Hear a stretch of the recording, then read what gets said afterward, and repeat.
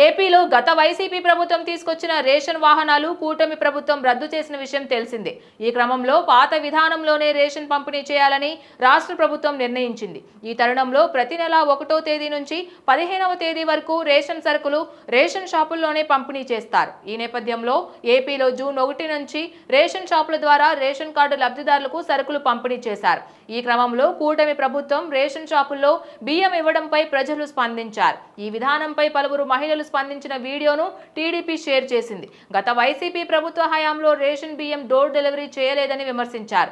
వీధి చివరో ఎక్కడో వ్యాన్ పెట్టే వాళ్ళని చెప్పారు. వాళ్ళు ఇష్టం వచ్చినప్పుడు వచ్చే వాళ్ళని, దీంతో కొందరు ఇబ్బందులకు గురయ్యారని కూడా తెలిపారు. రోడ్లపై బండిని ఉంచేవారని, ఆ బండి వద్దకే వెళ్లి రేషన్ బియ్యం తెచ్చుకునే వాళ్ళమని పేర్కొన్నారు. సరుకులు రేషన్ షాపులో ఇవ్వడమే సరైనదని కూడా వారు తేల్చి చెప్పారు.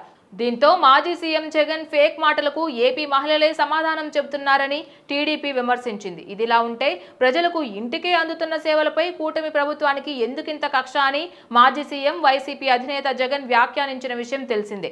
మళ్లీ పేదలకు రేషన్ కష్టాలు ఎందుకు తెస్తున్నారని ఆయన ప్రశ్నించారు. ఈ క్రమంలో వైసీపీకి కౌంటర్గా టీడీపీ ఆ వీడియో షేర్ చేస్తుంది.